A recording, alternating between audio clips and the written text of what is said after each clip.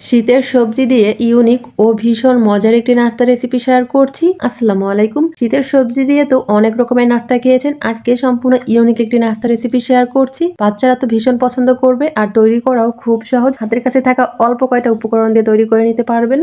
নাস্তাগুলো বানানোর জন্য এখানে নিয়ে নিচ্ছি 3টা ডিম। 2টা ডিম দিয়েও কিন্তু বানাতে পারবেন। দিয়ে দিলাম 1/4 টিস্পুন লবণ, আর দিয়ে দিলাম হাফ চা চামচ গরম মশলা। এখানে সাদা গোলমরিচের গুঁড়া, কালো গোলমরিচের গুঁড়া, জিরার গুঁড়া, ধনিয়ার গুঁড়া সবকিছু মিশানো আছে। এখন ভালো করে ফেটিয়ে নিচ্ছি। আপনারা চাইলে আপনাদের পছন্দ মতো মশলা দিতে পারেন। ফেটিয়ে নেওয়ার পরে এখানে দিয়ে দিচ্ছি 1/3 কাপ গাজর কুচি আর 1/3 কাপ পালং শাক কুচি। আমি আমার পছন্দ মতো সবজি দিয়েছি, আপনারা চাইলে আপনাদের পছন্দ মতো সবজি দিতে পারেন। একটু মিশিয়ে নিলাম, আর এখানে দিয়ে দিচ্ছি 1 চামচ শুকনো মরিচের গুঁড়া, 1 চিমটি পরিমাণ হলুদ, 1/4 টিস্পুন ভাজা জিরার গুঁড়া। এখন সবকিছু ভালো করে মিশিয়ে নিব। এই তো খুব ভালো করে মিশিয়ে নিয়েছি।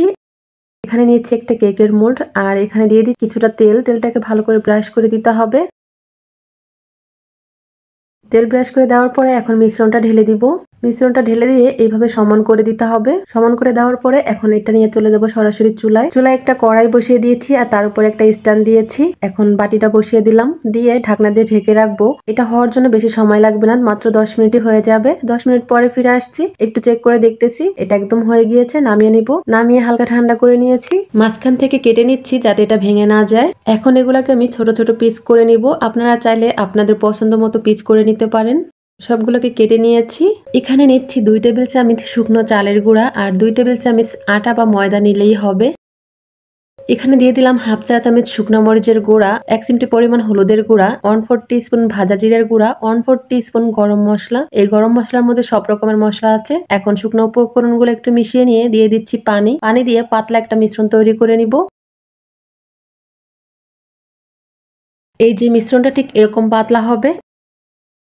এখানে নাস্তাগুলোর মধ্যে আমি সাসলিক কাঠি দিয়ে দিচ্ছি। কাঠিটা দেওয়ার কারণে কিন্তু দেখতে আরো বেশি ভালো লাগবে, আর খেতেও ভালো লাগবে। বাচ্চারা অনেক পছন্দ করবে। এই তো কাঠির মধ্যে গুজে দিয়েছি সবগুলো।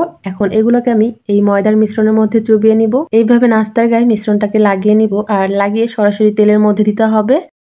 এখানে প্যানে কিছুটা তেল হালকা গরম করে নিয়েছি, আর এখন নাস্তাগুলো দিয়ে দিচ্ছি। চুলার আঁচ মিডিয়াম টু লোতে রেখে নাস্তাগুলো ভেজে নিতে হবে। নাস্তাগুলোকে উল্টে পাল্টে ভেজে নিব। এই তো ভেজে নিয়েছি, এখন নামিয়ে নিব, আর বাকিগুলো সেম ভাবে ভেজে নিব। সবগুলো নাস্তা ভেজে নিয়েছি, আর কতটা লোভনীয় লাগছে। গরম গরম এই নাস্তাগুলো সসের সঙ্গে খেতে কিন্তু দারুণ লাগে। চাইলে এমনিও খেতে পারবেন, গরম ভাতের সাথে খেতেও ভালো লাগে। রেসিপি ভালো লাগলে একবার হলেও তৈরি করবেন, আশা করি সবার কাছে ভালো লাগবে।